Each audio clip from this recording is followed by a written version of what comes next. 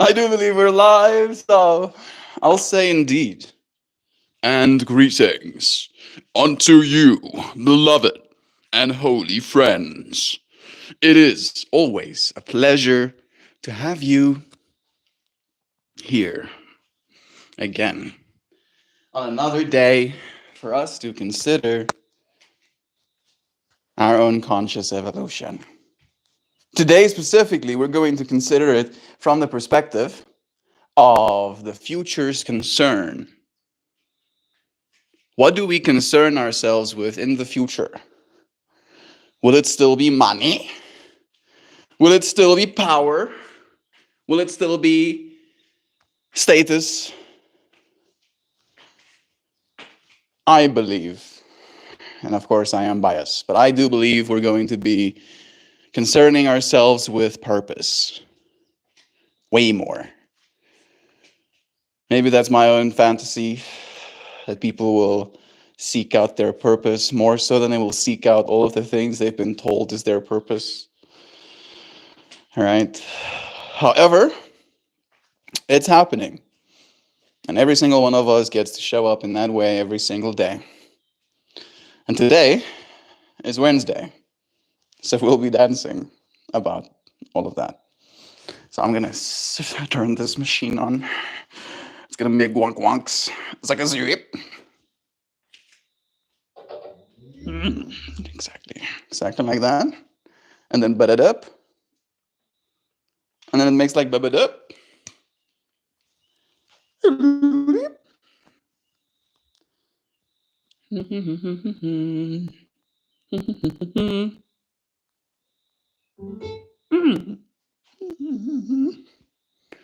And then I found a new song yesterday. It's always kind of nerve-wracking when I play a song that I think I like from the day before, because I was a different person yesterday. And who knows if today's version of me would like it too. Usually I do. I'm gonna play it.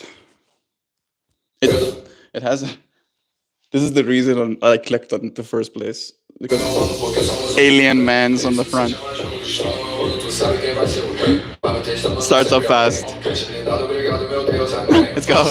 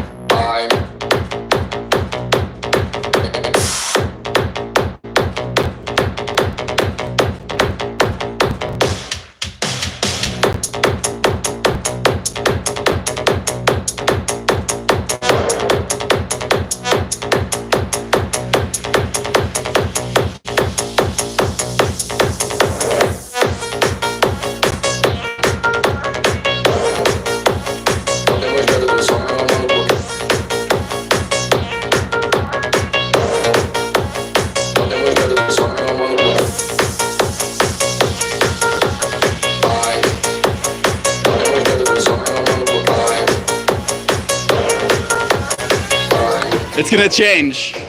I promise. Yeah.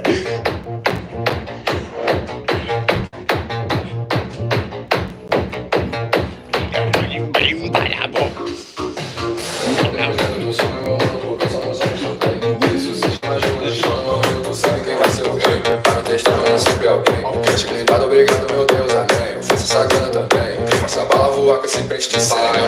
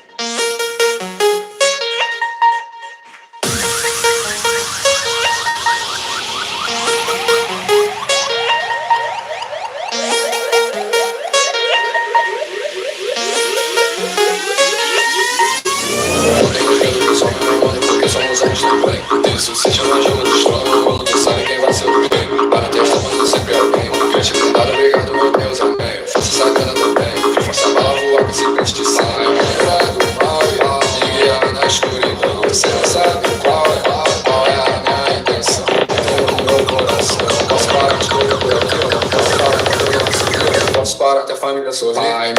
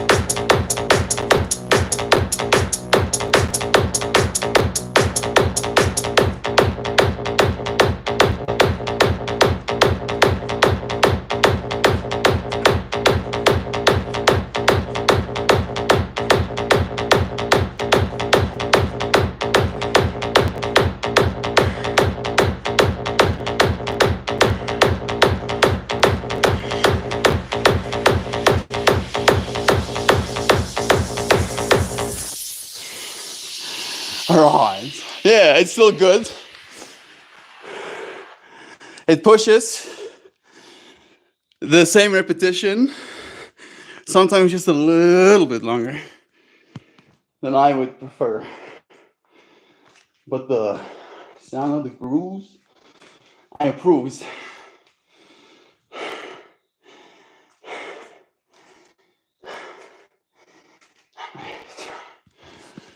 The future concern? Are we taking ourselves to court about something? Should we done? No. I watched a podcast today. Started as a short video. And I was like, bet. I need to find out what was said. And a lot of what was said is a lot of what we've been saying. We've been saying it for a long time. The future has been a concern of mine for a long time. And as a result, we do a lot of talking about it. And I had myself thinking about our ability in the future to do recall of content. See the pattern in my own informational extraction, and then concern myself with my purpose. Sam, that is the thing we should really be concerning ourselves with at the end of the day. It's the one thing worthy of your concern in the future too. Ooh, new track? It's technically a set. Kaufman. Let's see. I like the profile or the thumbnail.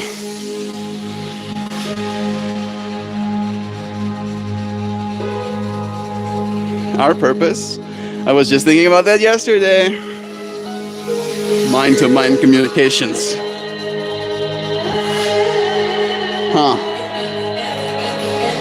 This is an hour-long set. I don't know if the first drop's gonna be the best one.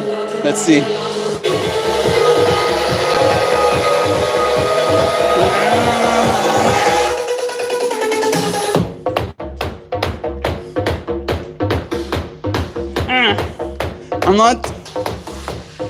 I'm not mad at that, but it's not the. I'm looking more for like the boom, boom, boom, but then I want alongside it.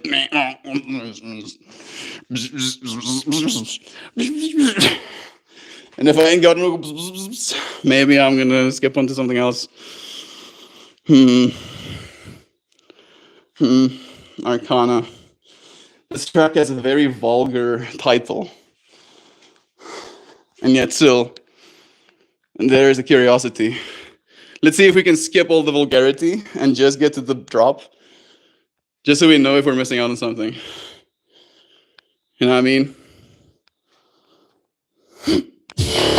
Whoa, that's...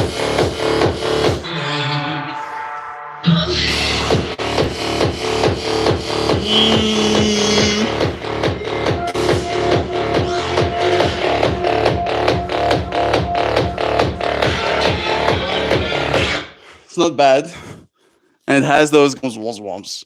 Wednesday, hey Adam, yeah, it is. It is. We got to dance at the first track because I knew what to expect. There's a few new tracks. There's a new Kova track as well. This one seems, I don't know what that word means. Let's hope it's not something techno trance, hard techno rave, hard groove bounce. I like do bounce some stuffs. And then we'll put this one up next. Let's see. I'm committing.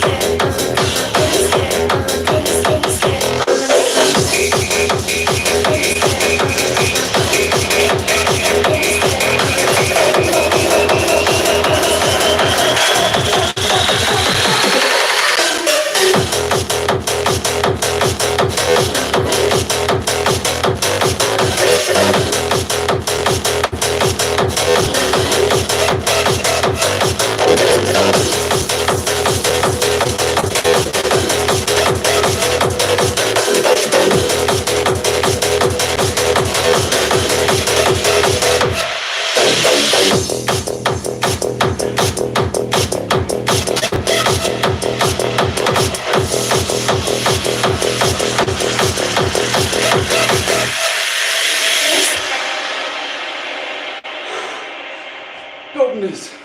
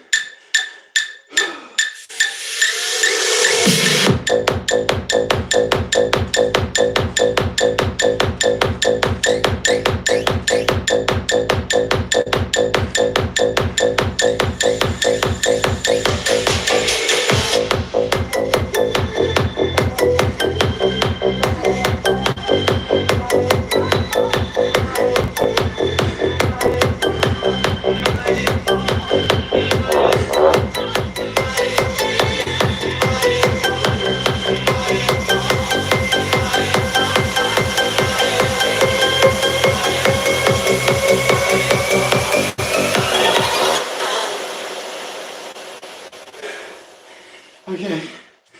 All right, that's enough.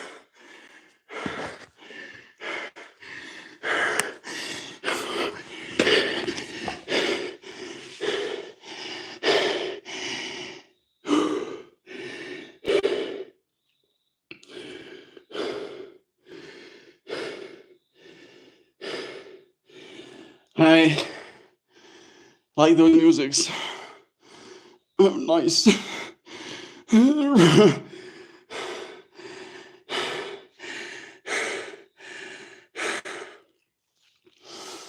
130 BPM right now. At some point, I'm gonna be able to stream my BPM meter to you friends on that side as well.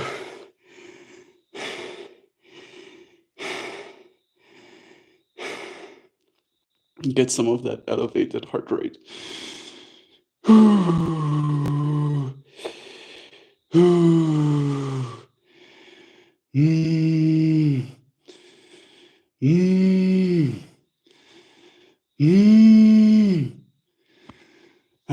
Getting some of that VO2 max.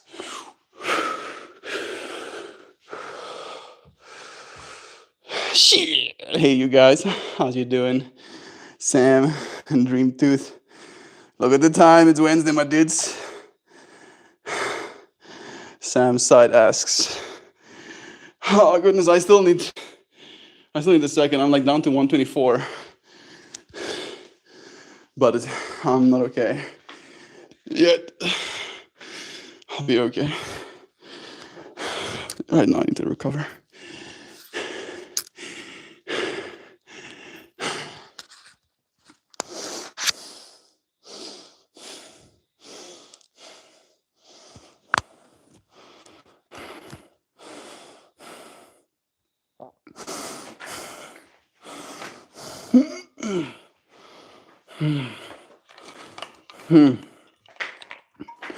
I should do stretches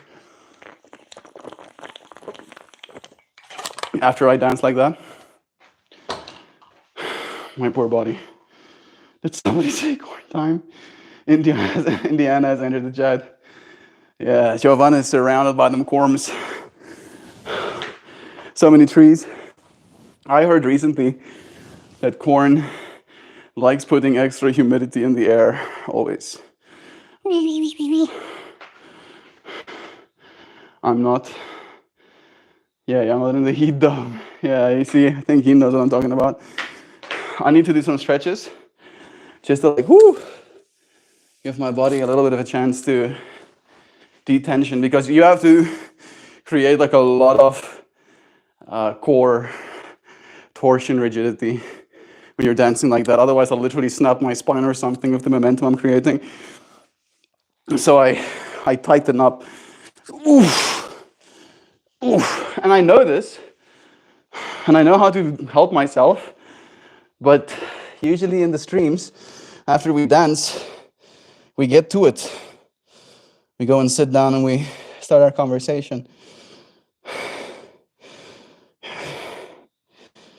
Listen to the body a little bit, bro.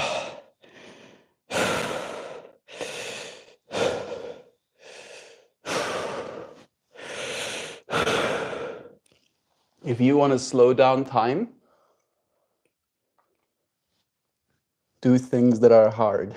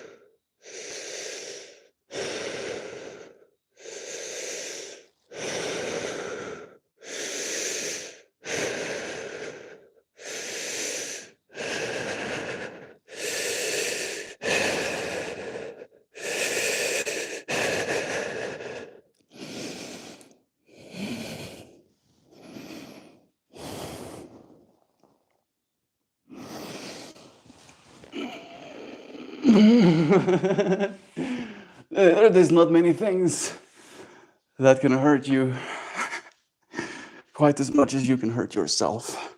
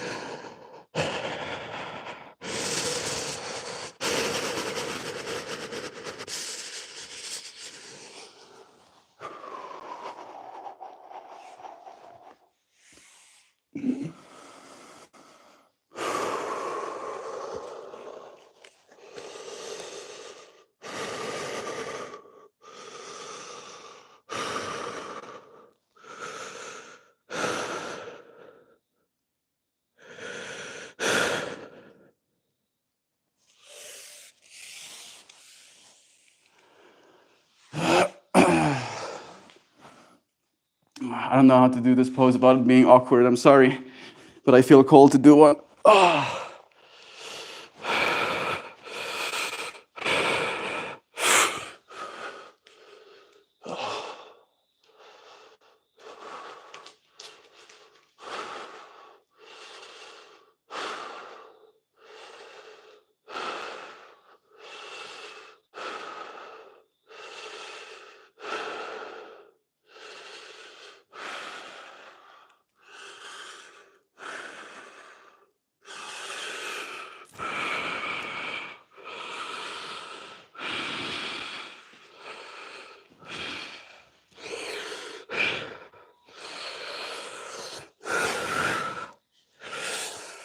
Yeah. Yeah. Oof. That feels a lot better. Oh. I can bend down without feeling like I'm going to break into a million pieces. Zebras are jerks. Did one of them say something gross to you? Is that a real zebra? Right on the floor. It is. It is a real zebra hide. I had no hands in putting it there. Full disclaimer. But it is on the floor.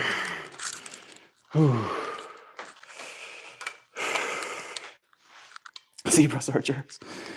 I mean, I don't know if most of you friends have been around horses a lot in your lives, but horses are jerks as well. Donkeys can be pretty rough too.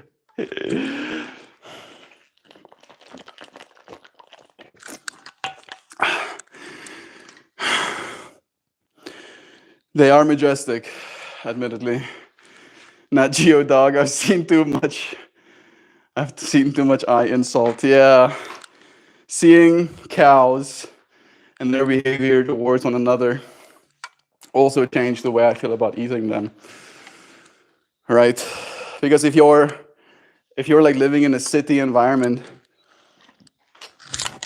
the only attachment you've ever had to cows is like one, it comes from a package, or two, the stuff you've seen on media, right? The milk commercials or whatever. You know what I mean? Right? All of these nice imageries, and cows in the pasture, being all gentle and stuff. Cows scrubbing their their bodies against the little scratchy thingies, right? Excuse me. But then, if you're like in the same environment as them, you'll see them like hurt each other. Like they'll use their thorns. Some people think it's like unethical to cut the horns of the cows. It's like, oh, you shouldn't do that. You don't do that. They literally use those horns to put them in the eyes of the other cows next to them when they're licking the same salt lick, right? That's infinitely replenished. They've never had to go without there being any salt lick kind of vibes, but they'll still put like the equivalent of a knife in someone's eye for like trying to lick the same thing you're licking. And it's like, oh, yeah, cows are wild creatures. And we're not much more sophisticated, but we're a little bit more sophisticated. And we give them spaces to roam. And they grow old as well. And I don't know if you know, but it's one of those things as well where in this environment, the way an old cow dies at the end of their life cycle, outside of the meat industry, to say it in so many words, is more brutal. Right? First, what happens is they lose their teeth when they get really old. Right? So they can't properly chew their food anymore or chew their food anymore at all. So they just slowly starve to death. Right? Over months, if not years, of losing quality of life, and to the point where they just drop dead. Like, maybe it's my own bias, but I imagine living life to the fullest, and then suddenly you're with your homies in a space, and then you feel something behind your head, and you're no longer a cow spirit, or you're no longer a cow body, you're just cow spirit. This freaking topic. Oh, jeez. Zebra specific are as far as I know, their species especially are extra driven to say, well, remove any fellows that are not their own. The males are brutals. Pretty stripes though. Yeah, exactly. Right, it's that kind of vibes. It's like, oh, I see this baby, but it's probably not mine, and it's like stomp it to death. Right, it's like, oh, if you're one of those kinds, then I don't know if I'll feel too bad eating you. Right? Just, I'll honor your spirit. I'll honor your spirit, and I'll be grateful for every bite I get. But I don't know if I'll feel bad. What do you do with a big dead cow? You burn it. If it's close to you, you burn it, Nancy. That's the best thing you can do, because again, it will create a stink in like a mile radius almost. I wonder. No, I don't have to find this information out. My morbid curiosity is like, what is the exact radius that a decomposing? Yeah, you have to burn it, Nancy. That's the only thing you can really do. Because again, we don't really have vultures in this area. They might come. Maybe some sort of carrion fowl.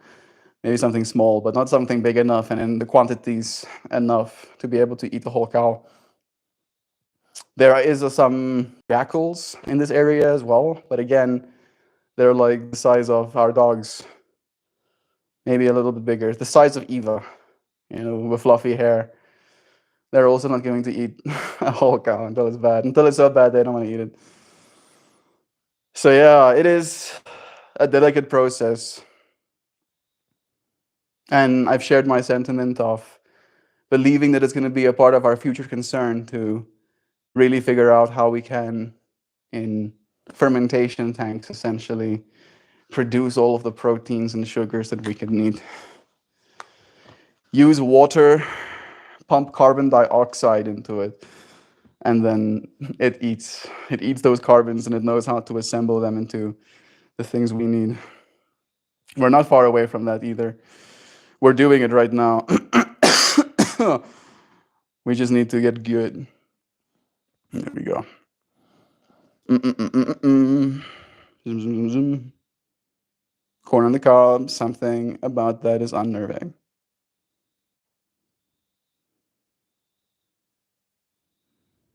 I don't know if I missed some context.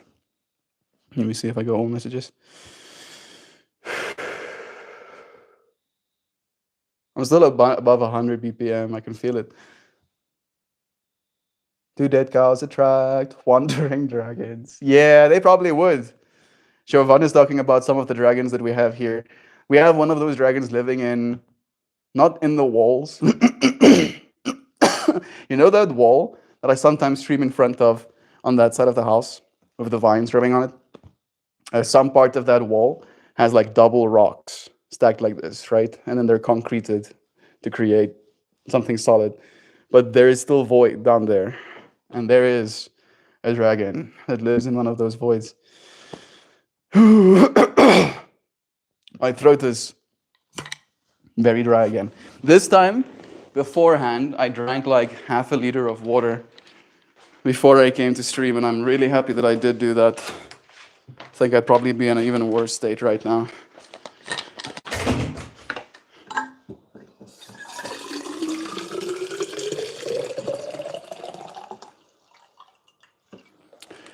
Hydrate me, little water molecules. So many molecules of water that I can consume. See good? Seeing the good is good indeed. Let me see if I didn't see some of the good that you friends left me up top. Oh, hey, I thought it was Thursday, but it's Dance Day Wednesday, yes. I had to check a spell for a second.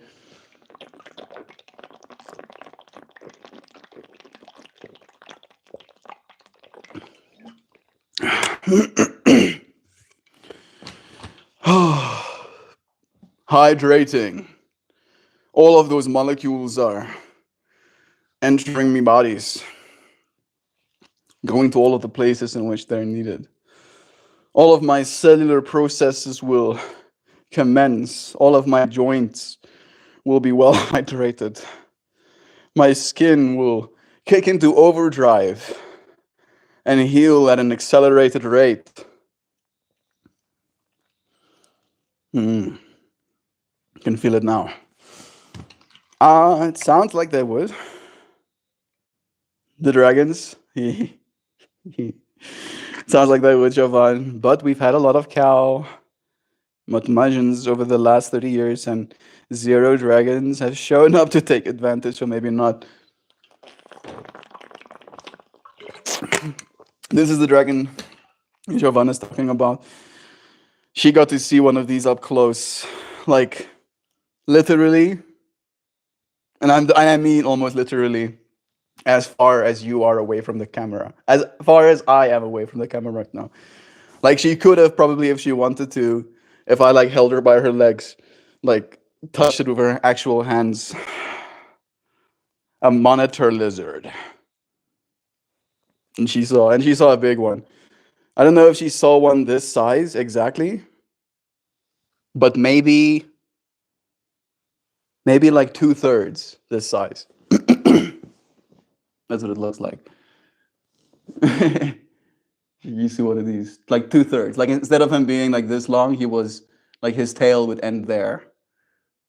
Right, but still, it was still a big creature, as you can see. And that tail, they'll use them as a whip. That's why he's pushing his leg against it as well, so it can create momentum. This oak is well holding it like a freaking dog.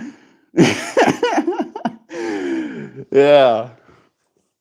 Yeah. I don't know if they can properly like take off pieces.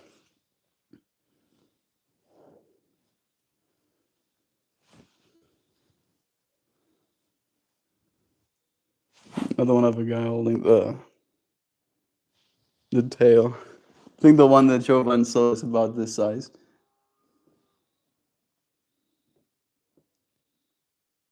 Still a monster lizard. Sounds like they would, Jovan, but we've had a lot of cow. Oh, I think everyone. It deeply, deeply confuses me when I see those things with soft eyes. Soft. When you see those things with soft eyes, like you're like, oh, I mean, if you want to see them as cute, maybe I can show you this one. Look at that, isn't that a cutie? With all of them colors. It's not something that I instantly am revolted by, just for what it's worth. And as I said to you, I know about the one that lives in the wall. And I see it by occasion, by regular occasion, right? And then I'm like, what's up? However, that other one had a cute face. This is more the face of the ones we have. That's more what they look like. Stop that. There we go. Stop that. Why are you doing that? Like, actually, why are you doing that? I'll fucking go insane. I'll get crazy. Machine, I did not ask for you to start scrolling up. This is probably some sort of Google feature where it's like, no, I don't want you to be looking at just the one photo you clicked on.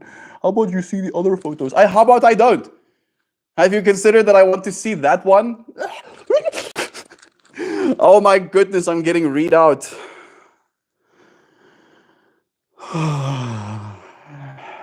Okay. I'm chill. I'm so calm. Oh, I love Google. Google's the best. Their services. I like them. I am on YouTube after all.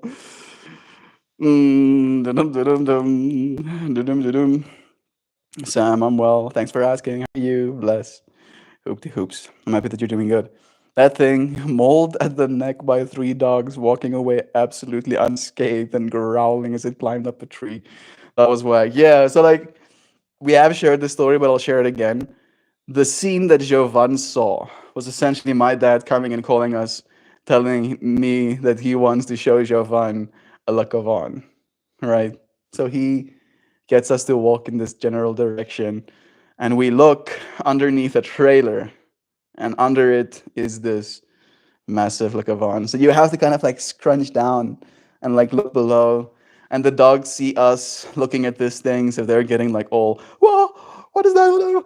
And then, like we basically shimmy it a little bit to get it to come out from underneath the trailer bed so we can get a better look at it.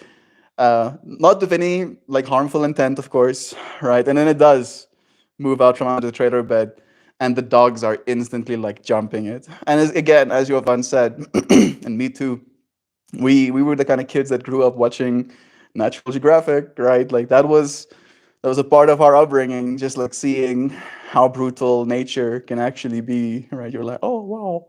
So Jovan was like, oh, these are one of those moments, right, where there's three dogs and there's one lizard, right? And again, for me too, for the most part, lizards get killed by cats. Lizards get killed by small little cats, right? Not even big ones. So, you imagine three dogs jumping with this one lizard and getting it by the neck, and they're pulling it in different directions amongst themselves, trying to like do their best at murdering this beast. And this beast is just like unscathed by all of this neck biting. And then it's literally like dragging these dogs with it as it moves towards a tree. And then it like grabs onto the tree, and the dogs are still biting it from the back. And it just starts scaling the tree until the dogs literally can't hold on anymore, and it's in the tree now. And then it's like, fuck off. As it's sitting in the tree, like, leave me alone. I just walked away from you. I just now need you to leave. As it's in the tree, just looking down on us. It was so wild. It was like even wild by my standards, show. The fact that you got to see that alongside me was like just, the cherry on the cake. Sam, who's to say that the dragons aren't the ones doing it and we just haven't caught them yet? Yeah, that's the nice way to think of it. Wouldn't be surprised if those people do consider themselves dragons, show. If you know, you know. Grabs tinfoil hat, they were here all along watching us, laughing. Just like, look at them blame each other. Stupid monkeys. All along it's been us dragons. I mean, there is like a whole subset of humanity that probably do unironically believe that there's a whole cabal of lizard people ruling our planet. Are you one of those people? Are you one of the lizard people believers? I don't know if I am. Inside Out, no. Inside Job did a really good job at portraying that kind of idea and world. I'm not convinced though. I think it's more nomenclature, right? It's a way of saying like a parasitic class. Because again, capitalism has gone through a few different resets throughout our lifetimes. And every single time one of those resets happen, there is a little bit more equality that comes of it. And we are now kind of due for the next reset again. And it is going to be again with the whole robotics and artificial intelligences and gene editing and quantum computing and crypto technologies. And again, I did say CRISPR, but just like the extent of what synthetic biology is going to mean in that way. Our streamlining of processes. Because again, if you have to streamline the process of getting food to people, you would make your system less efficient by trying to optimize it to not give food to certain people. You hear what I'm saying? And like again, that's maybe up for debate, but I do unironically believe that that's true. That if you literally try to make the systems in a way where it only benefits the few, the systems will know that that's not the most efficient way to do it.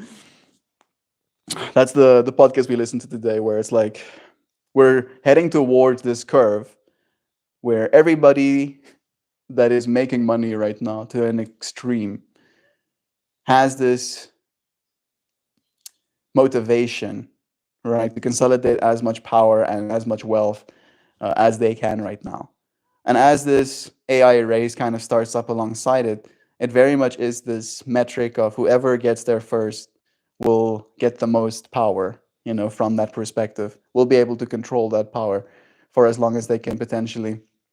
However, those people eventually will be a efficiency negative on their own company's balance sheet in comparison to the company just next to them that has now an artificial intelligence acting as CEO, right? Doesn't need to take a salary, works 24/7, does your job better than you do too, right? So in that way, it's going to be inevitable that those ultra greedy assholes are going to replace themselves with artificial intelligences. And those artificial intelligences are going to be so intelligent by any possible standard that they're going to, just by, again, efficiency's sake, make things better for all of us involved. Right? And I do believe that. I don't believe it's going to be the first thing that happens. Again, there's still for the next 10 to 15 years. And again, my prediction for when we hit true change slash utopial ideals, right? I believe it's going to be 2044. That's my year of prediction. I've been saying that for a long. 2044 is going to be golden age. Like we're going to hit like that golden age. Oh, we're here. Fucking finally. Oh, it took us long enough. And I have so many hopes for what I will concern myself with in the future. Right? Like I am so down to do what needs to be done. Even if it's not what I want to do. Even if I'll absolutely hate some of it. Right? I am willing to try. Because I know I'm not willing to give up. Right? Those were my options, and I was like, hell no, giving up? That's the easy shit, bro. Giving up is the easiest thing that I can do right now. And I don't go for that. He-Man was not gay. Where does that come from, Whoopi? What? If you liked He-Man too much, you might be gay.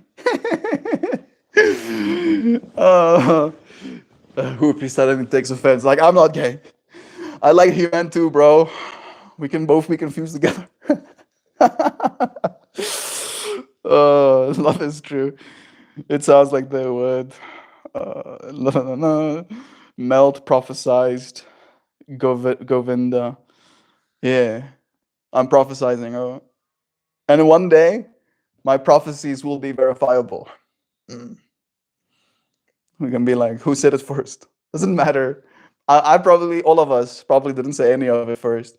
Like there are dudes who was like writing science fiction novels in like the 1980s that still to this day is like conceptually very impressive.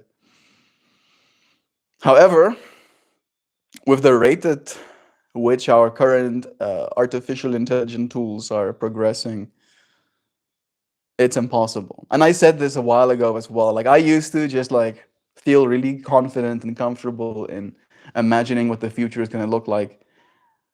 And I had some level of certainty, belief in myself that I was accurate. These days, I'm less so. I realize that the stakes of change have shifted so much that I can now only adapt. I do believe I'll adapt well, but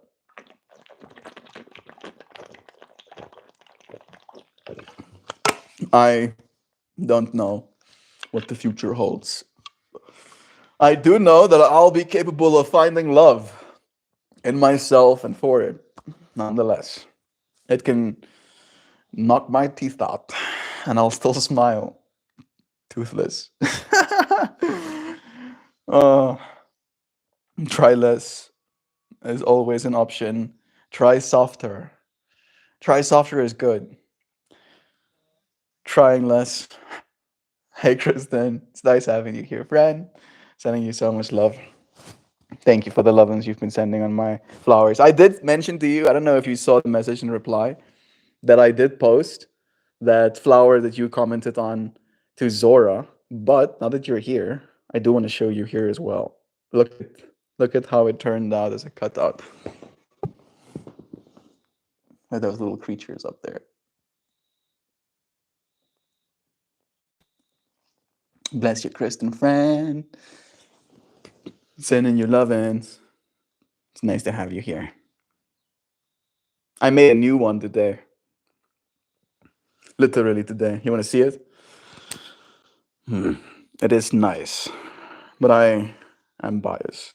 It takes me a long time to make them, and it takes me a long time to choose which ones to make.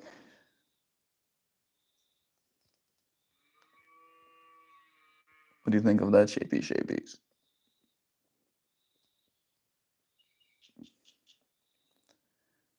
So meticulous. And still sometimes I don't know if I did it perfectly. I could have been even more meticulous, sir. Meticulous too.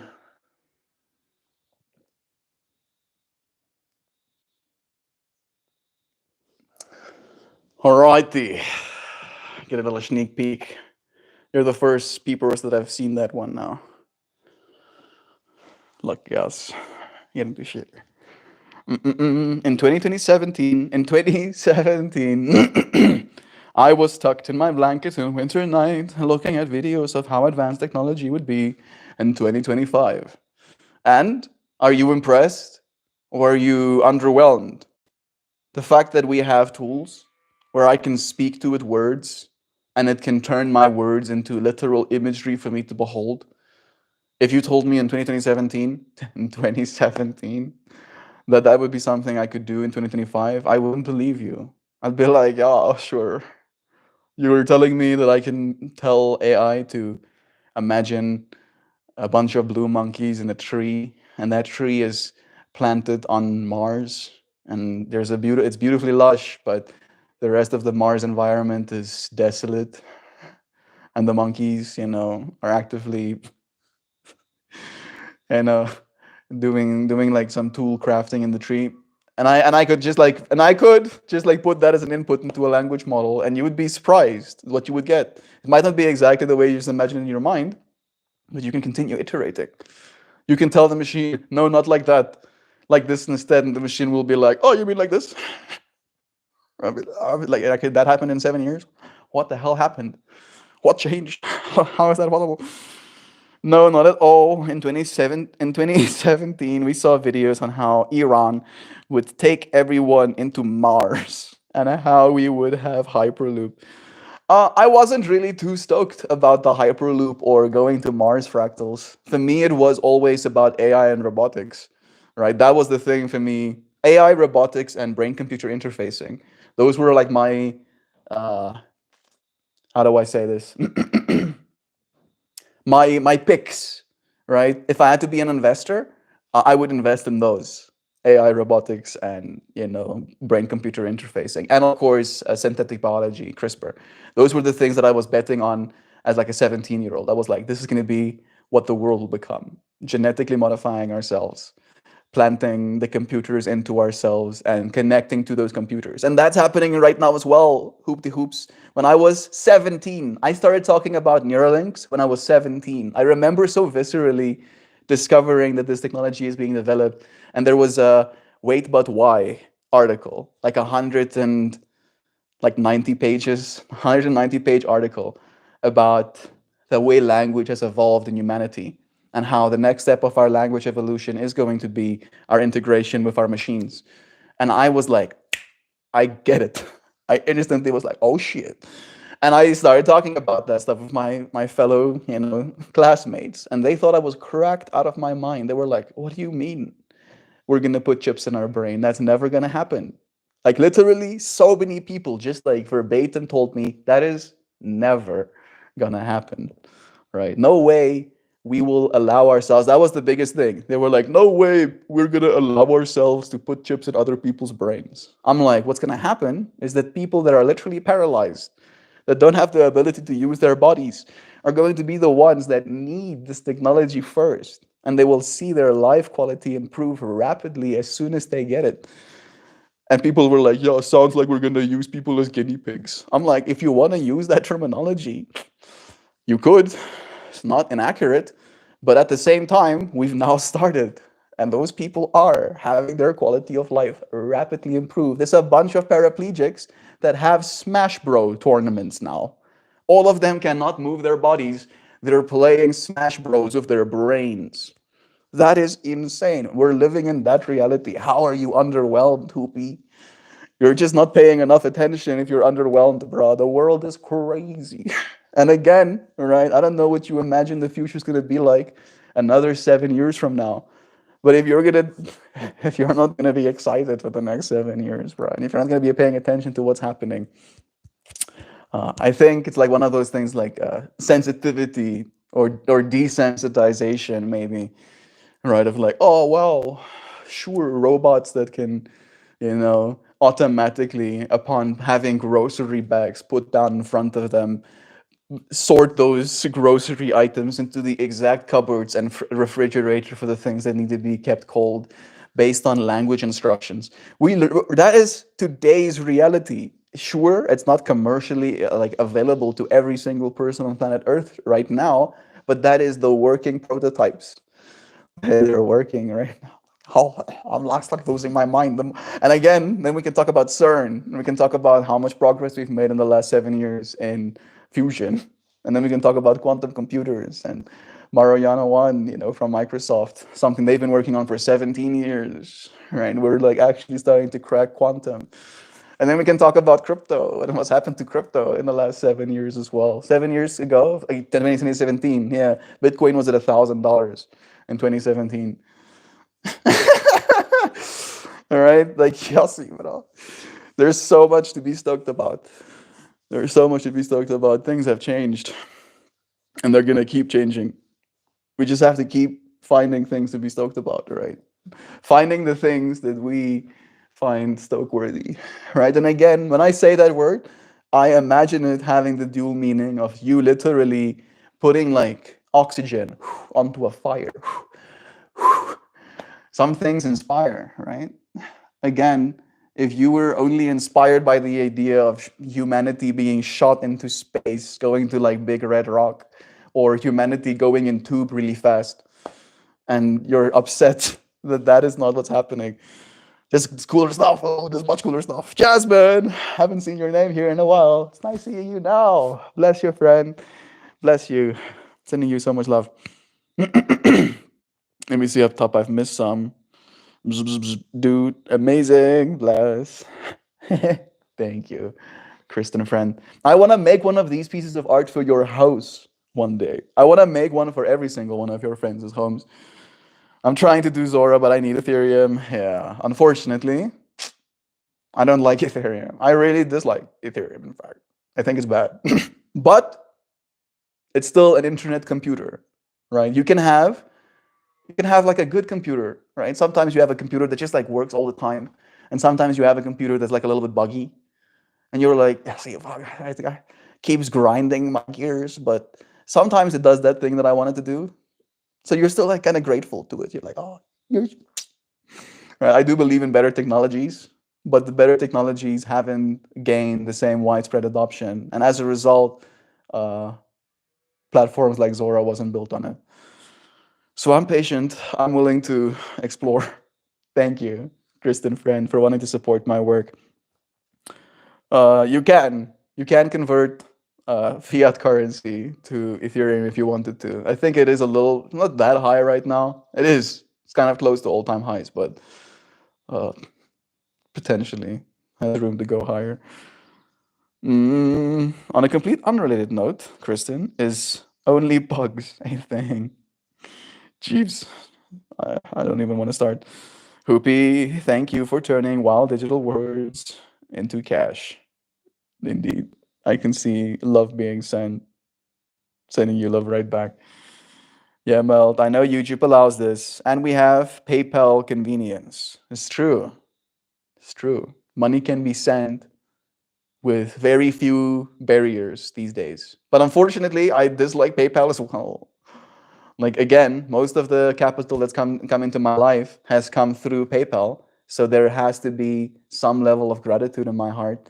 But they take relatively, usually between $5 and $10, right, of my transactions, and that's on top of the $5 to $10 that Patreon takes. YouTube sends my money directly into my bank account. So, but they're still being I think 30% taken.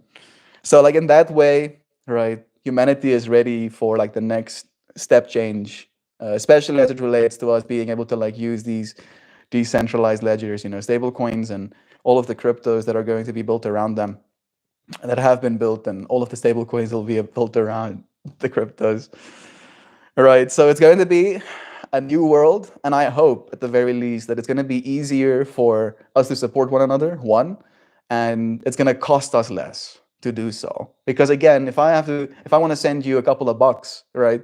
Like if I want to send you $30 and I have to pay $5 to $6 to send you the $30, it kind of hurts me. It doesn't hurt me to send you the $30, but it does hurt me to have to have to pay PayPal $5 to $6 to do that. Right? It's like fuck you. It doesn't cost that much to move money, bro. It doesn't cost that much. Right? Like I literally think it would be cheaper to do it on the freaking Bitcoin blockchain, right? Which is ridiculous. Like the amount of processing power that's being put into that thing right now. Yeah, love is true. We're entering the next age. Yeah, Melt, I know. Bless. Melt, what's your real name? My real name is Melt. I had a name that my parents forced upon me, right? But I escaped it and found my real name in this world. It is Melt. MeltMore if you want to be formal, right? That's my real name. Melt is if you want to be friendly. I'll be like, what? Yeah. His real name is Melt Chauvin. His government name is likely out there on papers and stuff somewhere. Exactly. Yeah, I got slave name. Right, the name they put on my papers. The name I have to use when I want to be allowed on Flying Tin Can. I got some name. But again, if you called me by that name, right, in a crowd, I probably would not think you're talking to me because that's not who I am. I imagine my future as me sitting in a hotel in a sketchy place eating apple pie and waiting for some thug to show up so we can both have a fight and I become the hero of the town.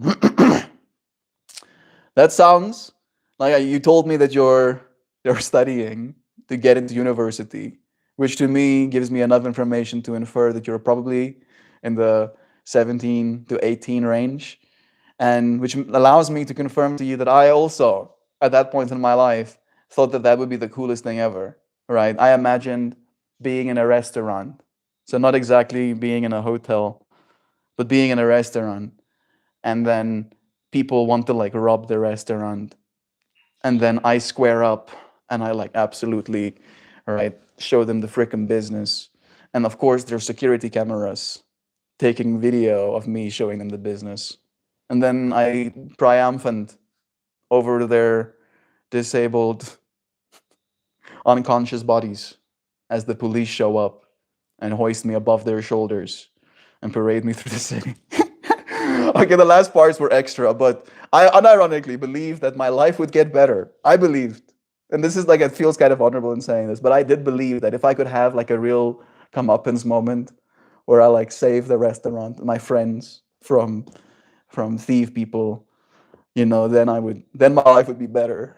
Then things would get so much easier, and people would recognize my value, and they would love me. Alas, never had the chance. Thank goodness, because I probably would have gotten stabbed. Right? And then I would have not been here today. So give it some time. There are better things in your future than that, I'll say. Moon Knight.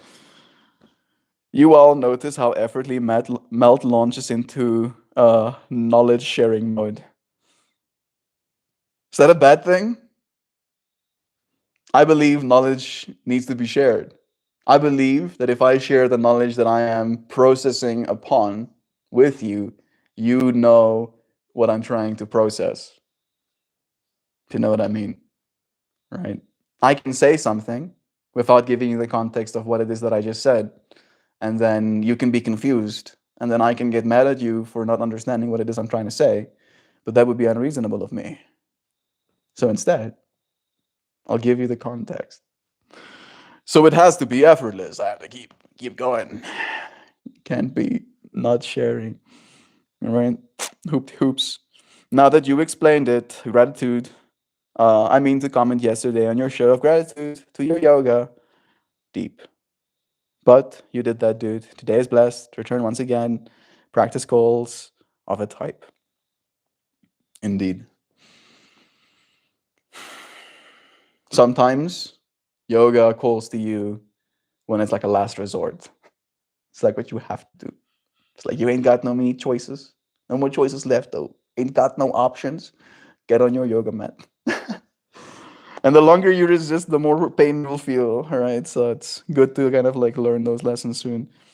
Don't redeem it. Oh no. Why did you redeem it?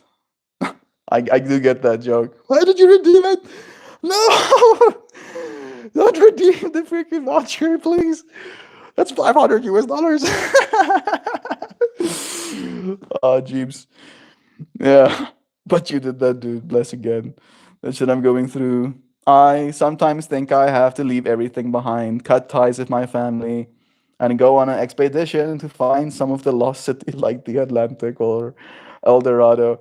You're not far off, Moon Knight, with that instinct. Because again, at this age that you're at, there is this drive to get away from, right? And it's like you can think of it from a place of like victimhood, like, oh, I hate my family and my family hates me, and fuck them. Right, that kind of mentality, and you can like go away from them. But you can also see it from the perspective of biology, and we know for a fact that in our biological makeup, it is apt, appropriate for you to find yourself almost like another tribe, even if only temporarily. Because again, if you stayed in the exact vicinity that you were as you turn into an adult, and this might be a little bit graphic, you might end up fathering children with one of your sisters or cousins or aunts, or. So by having this instinctual drive to get away from this space that you were growing up in your whole life, you end up kind of like doing your own genetic dynasty good. Like that's the biological imperative that you have, literally. Like it's literally like stuff in your biology that's like pushing you. And being aware of that helps. One. But one other way to like get around to the point that I'm trying to share with you, Moon Knight, is to go and do that, right? Not necessarily with the intent to go and father children outside of your immediate vicinity, but very much so from that perspective of allowing yourself that biological, almost like tick box of going and seeing some other culture, going and seeing some other way of being. I don't know about the whole finding El Dorado or what's the other word you used? Atlantic. But go to the Himalayan mountains, bro. Like you have that available to you. I don't know how much it will cost. I can't imagine it will be cheap. But if you have some sort of vacation in between all of your studies, like try and take a week. Go on a pilgrimage, yo. Go and see the freaking Himalayan mountains. Let yourself do that. How far is the Himalayan mountains from you? I want to do that, bro. I'm far far. I'm like thousands of miles away from that. So, how far are you? Right? How far are you? Tell me. Moon or join the Peace Corps. Or wait, maybe you're not in the States. No, he's in India. And if you are, Trump might have canceled it. I don't know. Jeez. If it's to benefit other countries using our tax dollars, you can bet it has been or will be cut very soon. And yeah, the world again. The world is in a financial crisis. I don't know if most people don't actually understand what that means at all. Like not even remotely.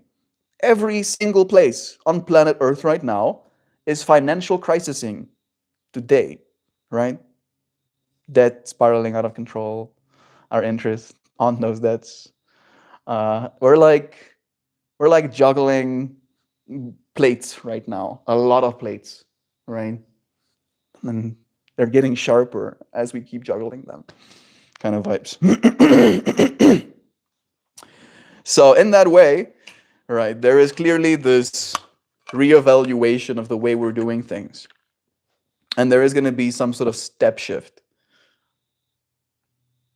And I believe that when that step shift happens, there will be again an incentive to collaborate.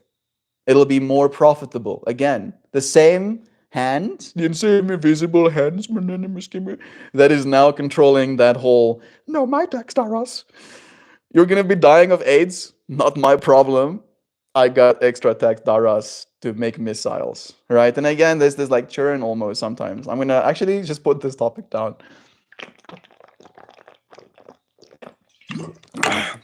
Pick the topic back up of eventually, the systems that we're going to be adopting, the new systems that will take precedent, will incentivize collaboration. It'll be more profitable to collaborate. Because again, if you cannot into infinity print the currency that you are using to pay for the weapons manufacturing and all of the employee salaries, then you're gonna have to budget in a different way. And I don't know if you friends know this. Like, and again, no reason to be alarmed. I hope for the very much part that you don't have any stocks in Russian companies. But Russia is defaulting on their foreign debts. They're trying to pay it in rubles, right? They had like a big kind of like treasury that was meant for their geriatrics. I don't know if that's an offensive term. Their elderly, it was like their pension fund, and they are decimating it. Right? It has like $36 billion left. Oh wow, $36 billion. America spends $1,000,000,000,000 a year on the military, right? Uh, the money that Russia has left is 36 billion to continue their war efforts, right? Like it's cannibalizing their entire country. People are losing their jobs. People are leaving. There's no employees to fill the actual, jobs at the same time that there is. So things are not being produced. So the things that there are becoming more expensive, pricing people out. Like we're seeing it right in front of our eyes. And I remember saying this when the Russian-Ukraine thing just started. We were streaming already. It was 2021, right? I remember saying at that point, it feels like this is like the last of humanity that has that incentive that has the ability to afford doing it that way, kicking and screaming while it can. I can hear the cats on the roof. I think the cats caught a bird up there because the other birds are losing their minds. Jeeves. Uh, we're like getting this like live show basically of like being shown how a small country with sophisticated technology is like literally holding their own against what we thought was a global superpower. And we're watching that global superpower, due to their own greed, become like literal like dust right in front of us. We're watching their air of supremacy, just like dissolve right in front of us. It's melting. And I believe it's gonna be like this thing of like, yeah, war again. If war is gonna happen, it's literally going to happen for them to destroy the weapons they have. They're gonna like people are like they're gonna make war to like destroy everything they have so they can build more stuff. So stupid. Oh, we live in like the most wacky timeline. All you can be is aware and present and try and stay as loving as you can inside yourself for others. Every single place dead. Because every single place billionaires. No, not only that. Sure, that as well. But I feel like it definitely is a matter of like our capitalist drive. Because right now, again, the people that can afford to make the most debt are those that can afford to pay it. Right? And we're like, it's happening now again. September is around the corner. We're probably going to see interest rates cut again, which means that the wealthiest among us will take out extreme amounts of loans to buy assets that will appreciate over time. And then it's like, again, this churn. And the reason we have that as an incentive is, again, because we live in that capitalist kind of like frame where that's the only way for us to do things and to survive in this churn. So it is going to be, again, a matter of adopting technologies that don't debase the value of our currencies. And it's already happening. It's happening right in front of us. Like the actual America, right? Like I wouldn't have been able to like predict that either, Hoopy. If I said to you in 2017, if I hoped in 2017 that one day the literal United States of America is going to have a strategic Bitcoin reserve, I would have been like, absolute cap. You must be out of your mind. In 7 years, America is going to be hodling Bitcoin. Cock, like never in your life. And it's happened. It's where we are, right? And again, so many American companies are now becoming treasury holders. MicroStrategy is an American company. I think they hold like 700,000 Bitcoins. Can you fucking imagine? They're buying billions as fast as they can. And again, it's as you said, Sam, it is in this like debt structure where they use their own stock as collateral to get a loan, and then they use that loan to buy Bitcoin, right? Like literally infinite money glitching as a company. And like it's in the rules. You can do that. It's a part of the rules. And again, right, you can be like, that's evil, they shouldn't be allowed to do that. Michael Saylor, the CEO of that company, is like being an advocate for the technology in the way where he is actively being. I think he's technically one of the most vocal educators, right? And again, it's 100% in his what's the word in his interest to do so. But at the same time, he's not being like sneaky about it, where he's doing it under the cover and he's doing it as long for as long and as much as he can without telling anybody, so that he has the upper hand when that change happens. He's trying to educate as much as he can. Like, hey, Owens, he's recommending to the actual Microsoft. Microsoft is like floating, I think, $150 billion or something. Let me see. How much liquid cash is on Microsoft's books?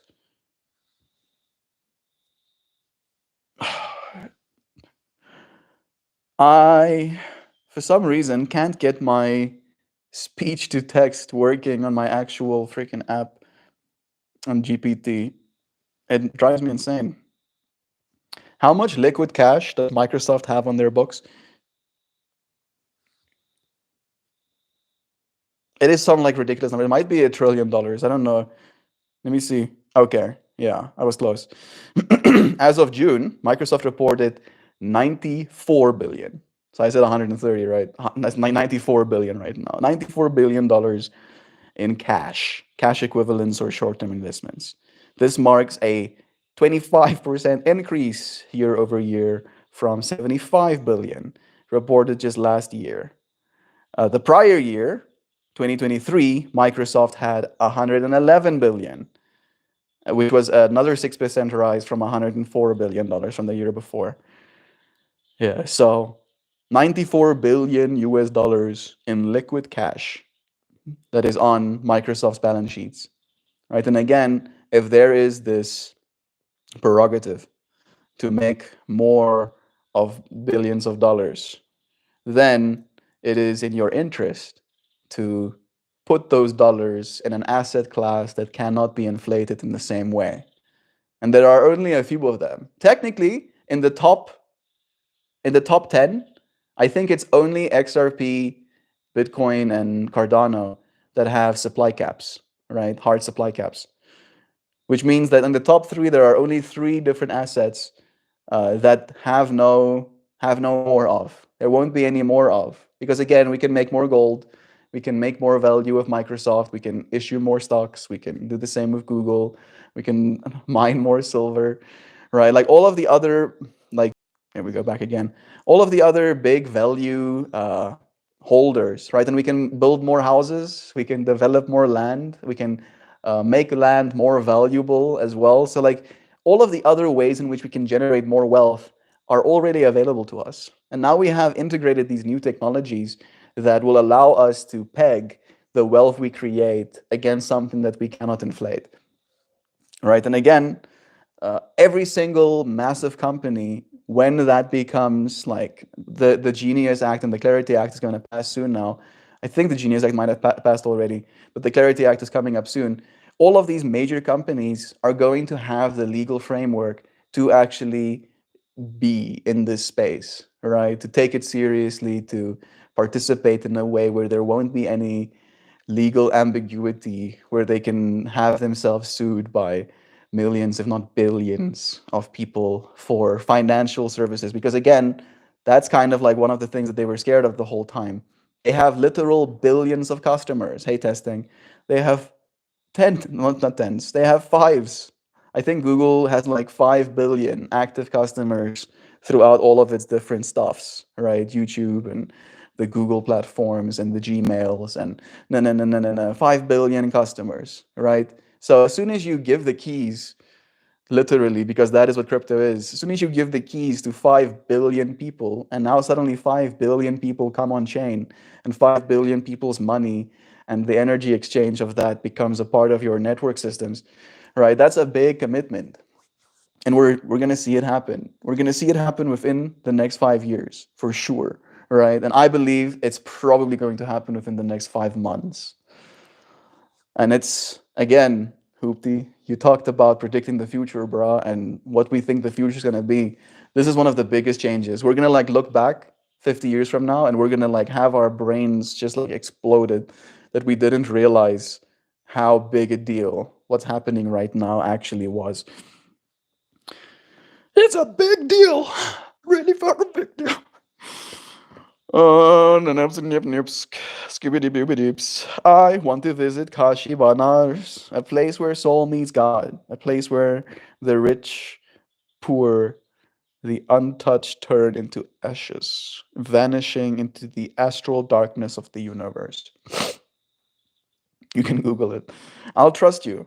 You should go, take videos, post it on YouTube, tag me with the link so I can see the adventure you went on, Moon Knight. I don't just want to Google, I want to see your perspective. Go on. Hope it path. Bless. I've been there, Moon, sights and smells. Morning temple bells at 4 a.m. Hoopty knows, of course. Bless. Dream 2, where are you from? I thought it was obvious, Moon, Earth. I'm Kajun. we are known to go on wild adventures. He does live in America right now. I don't know if he doesn't want to tell you. Oh, America's a big place, Hoopy. I didn't dox you. Okay, just tell me if you're from India or not. Love is true. Maybe I'm wrong. He could be from Canada as well, actually.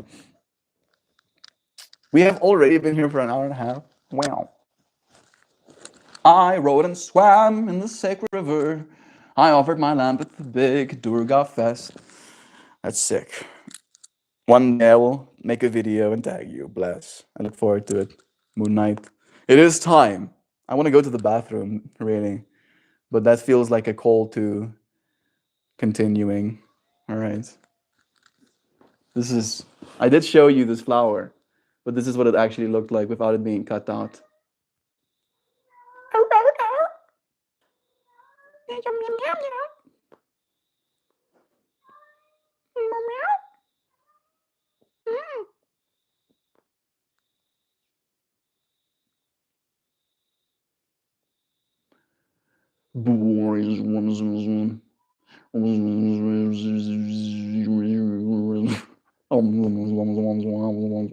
All right. Enough. It's time for me to read you something.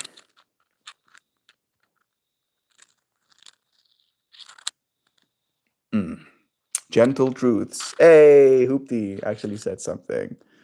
More green lizard eyeballs, please. Mojo likes the green.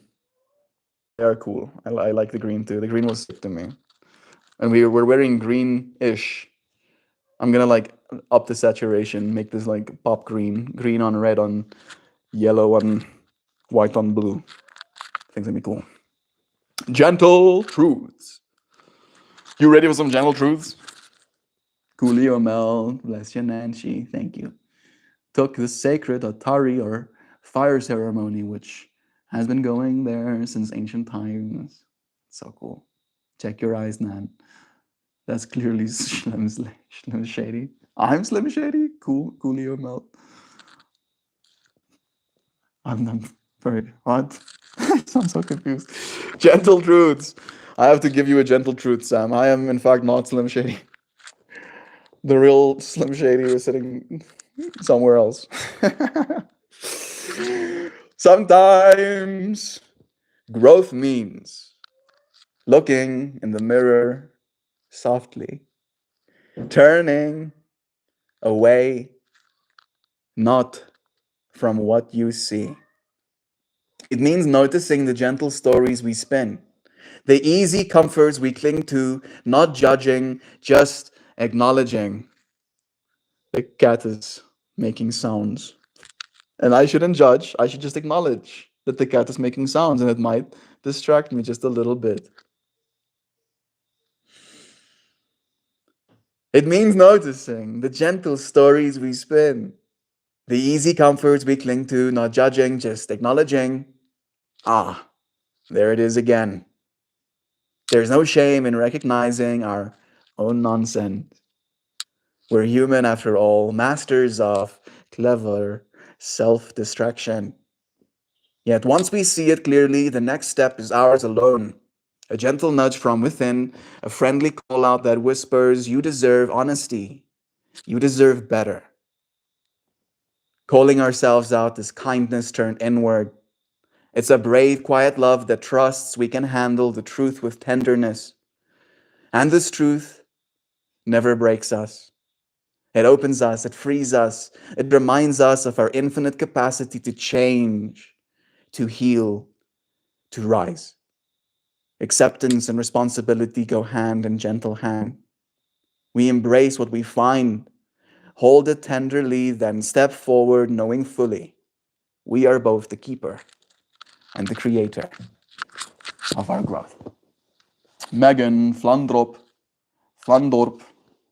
thank you for joining. I'm like just finishing this live streamer. So I'm gonna like seeing you tomorrow's again. Just like read the poem and stuff. It was nice being here with you friends. I had fun. I had so much fun having some conversations about future concerns. The kind of things you'll concern yourself with in the future. You can start concerning yourself right now. It might serve you. It might. I find it serves me. The more I concern myself with the future, the closer the future seems to be. I know I appreciate you, and I thank you for joining me. I'll send you friends some lovins from this side, giving you hugs. Bless ya. Aw, we got a goodbye message from Kristen. That's so wholesome. We can say, have the mostest resplendent day, everyone. I wholeheartedly love you all so wondrously, ineffably, luminously, ineffably, ardently, miraculously, ineffably, magnanimously, euphilligently, seraphically, Terrifically, Melt and all of you, oh so benevolent, empathetic, magnanimous, cherubic, altruistic, effervescent, munificent, megasacious, luminous, tender-hearted friends who embrace the future's concerns. Yeah, my brain had to like expand you, so thank you, Kristen. A duplicated word, that's okay. Nobody is perfect, not even AI. I was just like, did I just because I thought I read either the previous word incorrectly or I was reading that word incorrectly. And then I like looked back and I was like, no, these are the same. Love you, friends. Love you so much. Thank you for joining me again. I'll see you again tomorrow. Goodbye. Until we do it again. Cheers, friends.